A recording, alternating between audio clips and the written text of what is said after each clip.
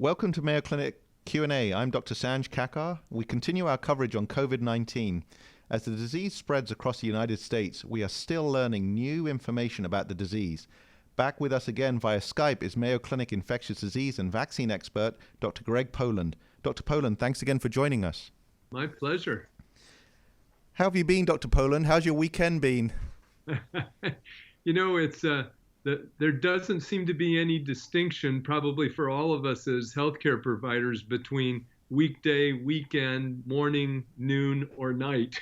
Yeah, exactly. I was going to say, especially with the weekend Sunday talk shows, obviously Dr. Fallujah had been on as well. How do you stay abreast of all of this information that's coming out? Well, it's interesting just how fast it does move, and in some ways it's easy, some way harder for me because I'm also the editor of the journal Vaccine. So you feel kind of bombarded. Fortunately, and I'm very fortunate, I'm a speed reader, so I can take a lot in quickly and use a trusty notebook to jot down ideas or data that I want to remember. But it is a 12-hour-a-day job. Yeah, no, absolutely. As we move from the weekend, what are the major headlines that you would like to share with us that you think our listeners should be privy to? Yeah, I think a few things, and I'll start at the sort of world level and work to the U.S. As of this morning, there's 735,000 known cases. That, of course, is the tip of the iceberg, with almost 35,000 deaths now. Tony Fauci mentioned over the weekend that he estimates, and it's really the modeling estimating, that we may see somewhere between 100,000 to 200,000 deaths in the U.S. Right now, we have 143,000 known cases in the U.S. with 2,500 deaths. It's worth thinking about some of these things as this displays somewhat differential epidemiology in various places in the world. In Italy, for example, for reasons that one can speculate but not always clear, they've been much harder hit. In fact, 61 of the Italian physicians responding to this crisis have died, 40 of them in that Lombardy area. I think some good news is that the end of this week, we should hear one of the first drug trials of 3,000 COVID patients where they've looked at remdesivir, Kaletra, hydroxychloroquine, and interferon beta. We're also beginning to see data from Houston and China on plasma therapy. So that is good. The other good news is the FDA did give an emergency use authorization for an Abbott assay that gives results in about 5 to 15 minutes. Mm-hmm. And they think they can deploy about 50,000 of those tests a day. Maybe two other things that are new on the medical side would be that investigators at UCSF have identified 8 different strain types of this COVID-19. It mutates about 8 to 10 times slower than influenza, and thus far, none of the strain differences appear to have any different clinical manifestations. And I think the other thing for our cardiology colleagues is it's beginning to be better understood that there are cardiovascular implications for COVID-19 in terms of myocarditis, arrhythmias, and other manifestations of vascular inflammation. Wow, that is scary information regarding that. We hear a lot about peaks, and for example, in New York, New Jersey, Connecticut, their peak may be different to elsewhere in the country. Can you explain to our listeners what does that mean, and why is it different there, say to elsewhere in the country? Yeah. This really is a function of time, and what's happening is that I think as expected, based on travel patterns, demography, et cetera, our larger cities are where not only are people concentrated, but where the risk is concentrated. Mm-hmm. And so you see these almost like epicenters of disease that people then leave from. For example, in New York, people have been fleeing there such that the governor of Florida has put in place rules about isolation, and they're checking people's temperatures at the border. Okay.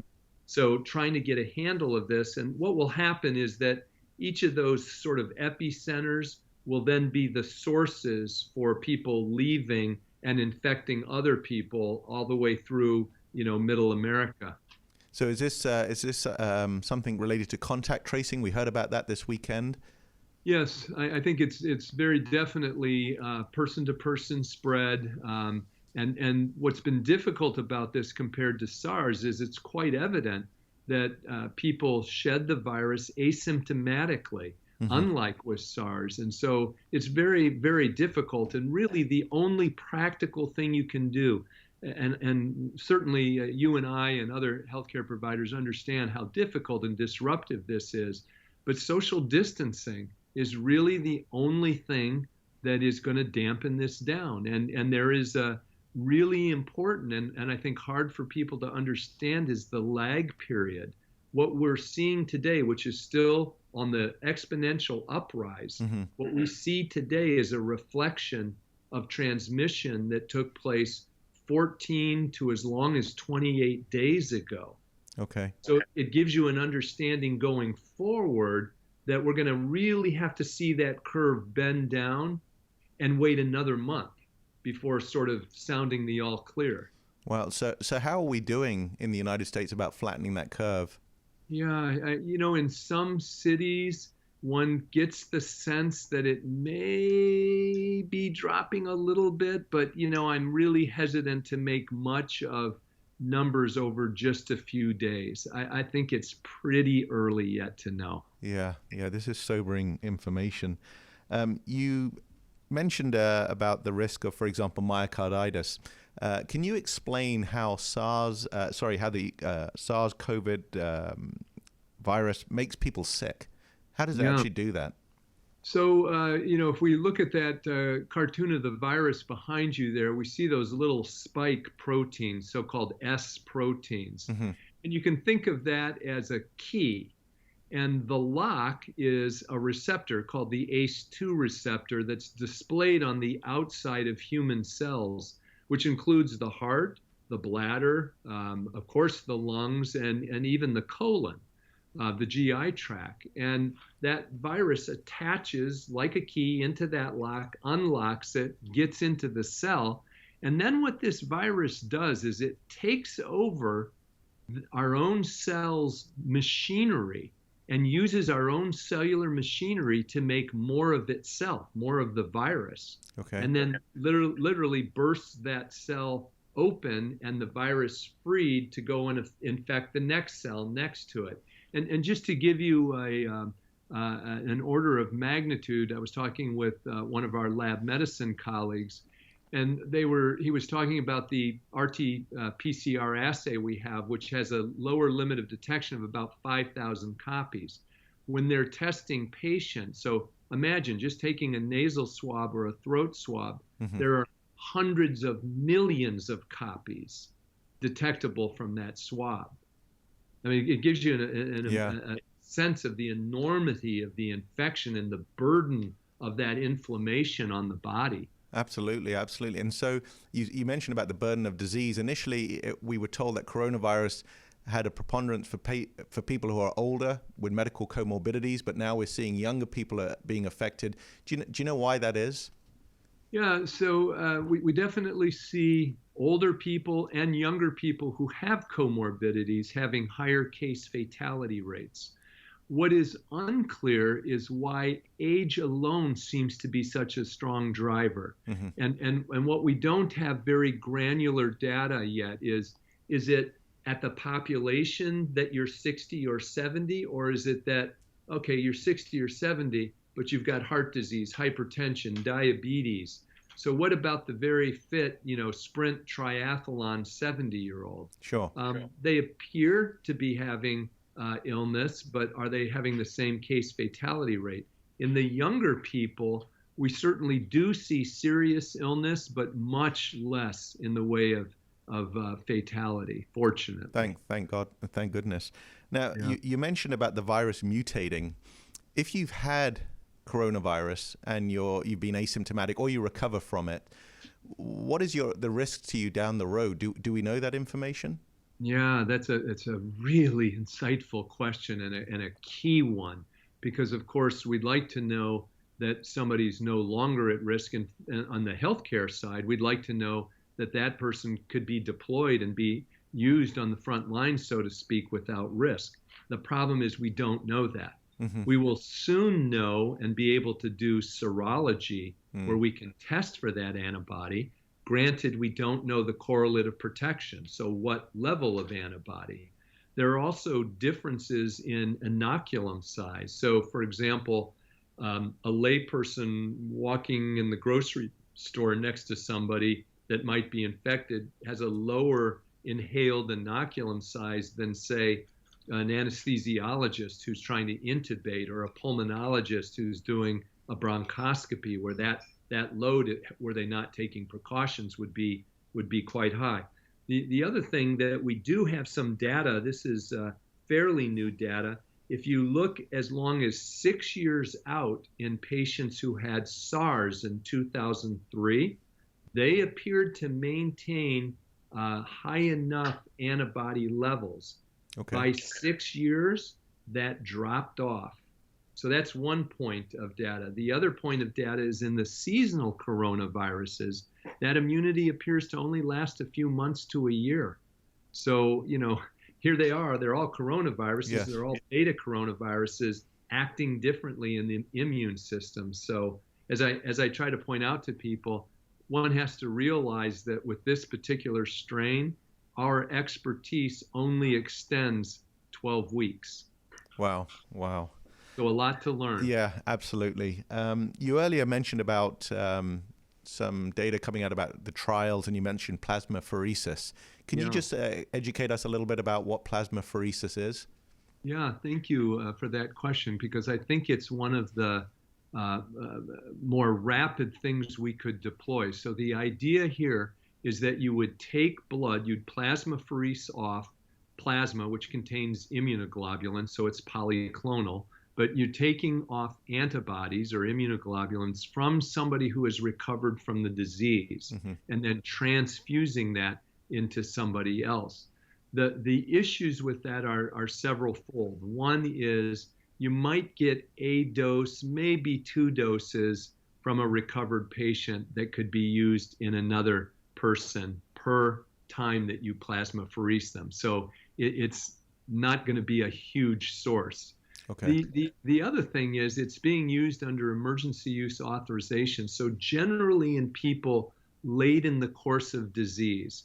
Now there has been some data that got published Friday in JAMA, Friday night, as we were talking about earlier.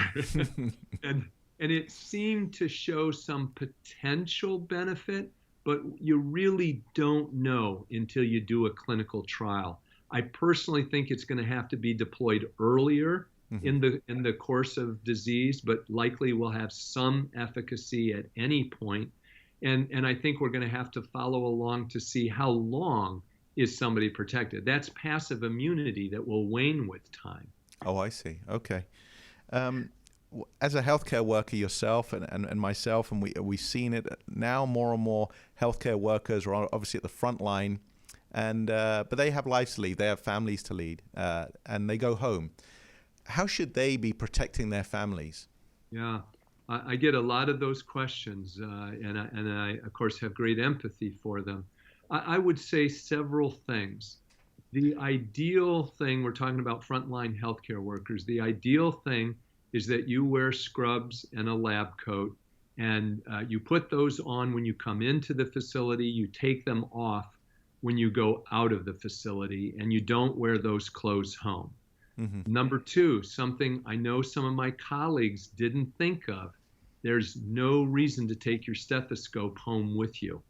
Your stethoscope is something that you ought to be cleaning between patients anyway. We have the tradition of wearing a coat and tie, as you and I are right now. You don't want your tie trailing onto the patient and then going to the next patient. Not that I know that that's any kind of valid way of transmission, but we know that viruses and bacteria are harbored on our clothing. The other thing, and you cannot emphasize it enough, is high quality hand sanitizing. You really do not only have to use hand rub between patients, but you've got to wash your hands well before you go home. You're a surgeon, and surgeons and infection control people are the only people I've ever seen wash their hands properly. And when you think about it, we tend to concentrate on our palms and the lower third of the digits, but that's not what goes in your eyes, nose, and mouth. It's your fingertips. Yeah. And people ignore that. So that's really important to do. Yeah, well, thank you for those tips, because obviously, we want to take care of our patients, but we also want to take care of our colleagues as well. And if we don't have healthy colleagues, we can't take care of patients. So thank you for those top tips. And I guess the other thing that goes without saying is, obviously, if you develop cough, fever, something like that, I probably would not go home. I'd find some alternative living situation if I knew I was infected before returning home. Yeah, that's we thought about that. That's sometimes easier said than done, but you're absolutely right. So this is just Monday, and everything changes with time. What are you anticipating this week if you look in your crystal ball? Yeah, well, interesting you say that. I've remarked to family and friends that I have renewed sympathy for the weatherman. But what I think we can accurately say is the following. We are not at the peak yet, so we're going to continue to see an increase in cases in our major cities, with spillover beginning into the Midwestern and Southwestern, Southeastern states, and they will then begin to be epicenters. I think we'll begin to see testing become more widely available. I think, as I mentioned, by the end of the week, we'll have a little more clear data if this study from France that's been coordinated out of France releases their data by Friday, as they say they will. We'll have a little more clarity on possible routes of treatment. I think the other thing is that I didn't mention this, one other hopeful piece of news. This won't happen this week, but by September, Johnson & Johnson is going to be starting a phase 1 trial of another COVID-19 vaccine, and I think we'll see others. So, in many ways, when you think about this compared to any other time in human history, it is remarkable. It's astounding how much has happened in 12 weeks. Do we all wish it could be yesterday? Of course, but this is unprecedented in every way. The U.S. I think really did take seriously preparation, and they're doing pretty well. I know at Mayo Clinic, while you always wish you had more in the way of resources, Mayo also took this seriously and has done a bang-up job in preparedness. Yeah, absolutely. I think when you see adversity and then you see the human spirit come through in the innovation, not just at Mayo Clinic, but around the world, and people collectively coming together, I think that's a pause for hope that we'll get through this. One other thing, if I can just mention a brief history, because it has, after 9/11, there were a lot of surveys saying that in a bio event, there was a lot of concern that healthcare workers might not come to work. And I think clearly you and I have seen just the opposite. I mean, the magnanimous sacrifice on the part of our brothers and sisters who are every day much closer to it than I am. I get a teaching role, but those that are intubating somebody at the bedside, I mean, unbelievable the hours they're working and the risks that they're taking on behalf of patients. And I at one level, I want to say, bravo, we have lived, and we've all, basically taken the pledge, simple 7 words, the needs of the patient come first. And they're really living that. And, historically, I did a grand rounds on this. In 1918, Mayo was one of the first medical centers to buy, it was a hotel, but set up a hospital outside of St. Mary's, which they called a contagion hospital. And the nurses, they were all sisters at that time. One after another, it is recorded in our archives that they would catch the pandemic influenza and die. and the next nurse and the next doctor would pick up the stethoscope and go in there and take care of patients. Well, I mean, it's amazing story. Yeah, well said, Dr. Poland, and thank you for sharing that with us. Our thanks to Mayo Clinic infectious disease and vaccine expert, Dr. Greg Poland. As always, great information to help our listeners better understand the COVID-19 pandemic. Thanks, Dr. Poland, and stay well. Thank you. You too.